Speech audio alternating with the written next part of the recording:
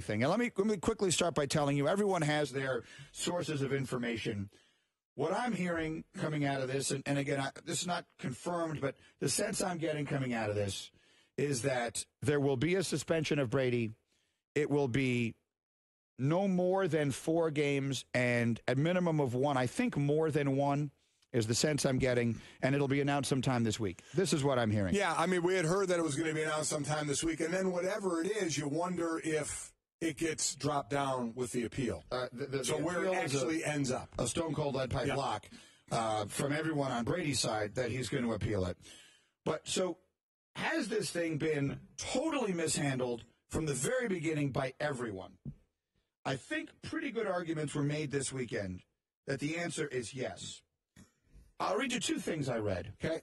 One of them suggests that this may have been completely mishandled by Tom Brady himself from the very beginning.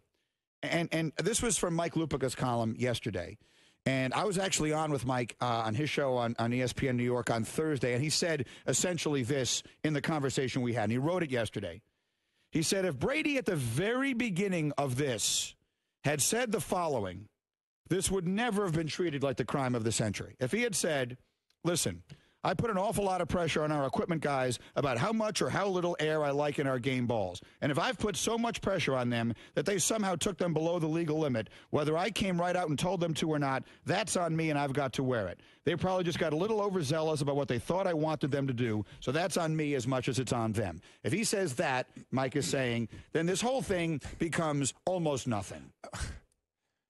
Athletes don't do that. When athletes are trying to, if you believe Tom was trying to get away with something, that's like you're rumored to be on PEDs and you come out and say, you know what, yeah, I am, before it gets proven that you are. They're not going to do that. They're always going to do the mea culpa after they supposedly get found guilty of something. So, sorry, that's not going to work. Who does a preemptive? Name an adult who's done a preemptive. Name a kid who gets in trouble that does a preemptive. You don't do preemptives. It's I'm sorry after the fact, and that's only when your back is completely against the wall. You know, we'll bring up the other guys that we brought up. We don't want to put Brady in the same name as a Lance Armstrong and a Ryan Braun, but there's degrees. I'll keep going back to it. There's some proof against you, and there's Andy Pettit saying, I did it, I'm sorry. And there's the others who will go on and throw everybody under the bus. But the bottom line is, you don't preemptively do it. There's not going to be, well, this may have happened, and then you're going to get somebody to raise their hand and say, no. It didn't maybe happen. It happened because maybe then if you go on to the spiel that he thought Brady should say, it doesn't work that way. That's hoping for way too much right there. Yeah, but it would have, it would have provided. Sure it would have. I guess my question to you is, would that have provided a finish to this that would have ended immediately with a minor fine, and then the whole world would have gone about their business? Yes, but it's unrealistic to think that could have been a realistic finish, in my opinion. Well, if it was the truth, then it might have been the business, the right way to end it. Okay. The question is, maybe it isn't what happened, but it would have maybe it would have not allowed this to turn into what it's turned into, which brings us to what Mike Reese wrote. Okay. Mike Reese covers the Patriots for us and for ESPNBoston.com and for ESPN.com and NFL Nation and everything else. So here's what he wrote. Over the last 3 days, I have digested the 243-page Wells report, reading it multiple times. And with its bias and lack of fairness in certain areas, I truly can't believe what the commissioner has done to the legacy and reputation of one of the greatest quarterbacks and ambassadors in the history of the game, all over air pressure in a football without definitive proof he had anything to do with it. Why do I think this has been made to a bigger deal than it is? I go back to a game between the Vikings and Panthers from November, with teams illegally heating footballs on the sideline, right? Illegally heating footballs. A cold game, and they were going over to the sideline. They were sort of putting them up against you. You have air, whatever way a team can heat up a sideline, be it by the benches or sometimes they have the little engine-type looking things there. Whatever way it was, these teams warmed up the footballs with those heaters. Illegally. Yes. He says, I go back to that, and I wonder how we got to the point with the Patriots and underinflated footballs. I go back to the Chargers going back to the Vikings and Panthers. Do you know what the outcome of that was? Do you know what the league did? They were told to stop doing it. They got a warning. Yeah, they were told to stop doing it. They got a warning. Yeah, I remember that. Guys, don't do that anymore. Next. I go back to the Chargers using an illegal sticky substance on towels in 2012. An illegal sticky substance. Going back to the sort of stuff you were talking about. You know what they got? Did they get a fine or did they get a warning? They got fined $25,000. Okay. And I likewise wonder how we got to this point with the Patriots and underinflated footballs. Put the three situations together, and only one requires a full-fledged investigation that will cost owners millions of dollars. In the interest of fairness, what am I missing? Add in comments from Aaron Rodgers about his preference for overinflated footballs and a New York Times story that he attaches on Eli Manning and his football preparation, and it seems we've gone off the rails here. I hope my viewpoint, Mike writes, on Goodell's poor handling of the situation isn't interpreted as letting the Patriots off the hook.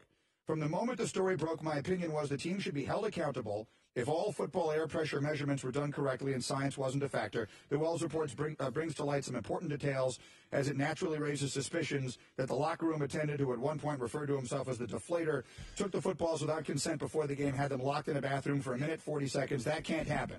If we're focusing on fairness, I think even Patriots followers would acknowledge that action alone leaves the team vulnerable to some level of punishment.